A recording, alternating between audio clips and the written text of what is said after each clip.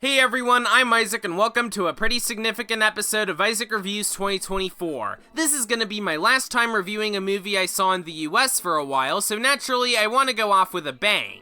And this brings us to Trap, the latest film from well-known director M. Night Shyamalan. Now, he's definitely had an interesting career as a director to say the least.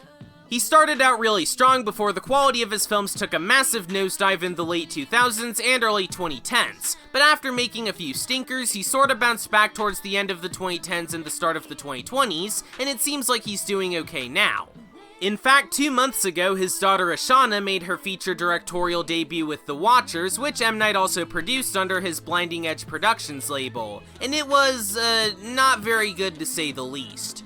But now he's on to his newest film, which was one of only 2 films coming out this month that I had any real excitement for. And did that excitement pay off? I'd say it did. It's about a dad named Cooper who's taking his daughter Riley to see a concert from pop singer Lady Raven, but he soon finds out that a serial killer is attending the concert and things quickly go south from there.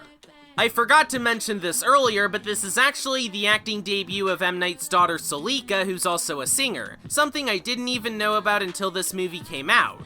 And the songs that she wrote for it are just fantastic, on top of having some stellar costumes and choreography, not to mention how there's some great cinematography. Her vocals are absolutely phenomenal, and if she does the concert from this movie in real life, I would definitely be there.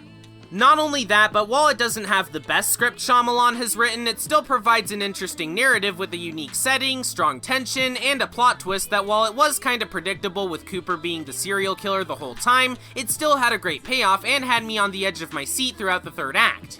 Speaking of said character, Josh Hartnett's performance is excellent to be sure. He does an amazing job playing up the hamminess and sheer depravity of his character, being wildly eccentric and a pure evil monster at the same time. If I were to give some criticism, however, the last third of the film does kinda lose me with some confusing contrivances and the climax going on way longer than it needed to. And even beyond that, the writing does have some other issues like presenting ideas only to barely do anything with them and relying a bit too heavily on random conveniences in order for Cooper to continue evading capture. Thankfully, those issues don't affect the movie too much and the overall experience, while not perfect, was still really good. So for my final movie in the United States for a while, Trap was not a bad note to go out on.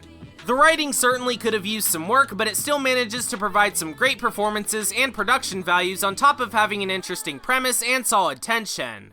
If you're in the mood for a good thriller or something to watch on the big screen while you're waiting for Alien Romulus, this isn't a bad choice. There's certainly better stuff out there, but on its own, it was a good movie that I'm gonna give a 7 out of 10. So now the question remains, what'll happen once I move to Japan, especially with the theater on the base I'll be living in undergoing renovations for God knows how long? Well, there's other military bases that have their own movie theaters like Yokosuka and Camp Zama, so I'll have to stick with them until the one in Yokota is open to the public again. And for my first 2 movies that I'll be seeing in Japan, one of them doesn't look too bad, but the other one, well, it doesn't look too good. Either way, I'll probably stick to saying that my first Japanese movie will be Transformers 1, seeing as how it'll be the first American movie I'll see in a Japanese theater. Oddly specific technicality, I know, but it's at least something I'm actually excited for.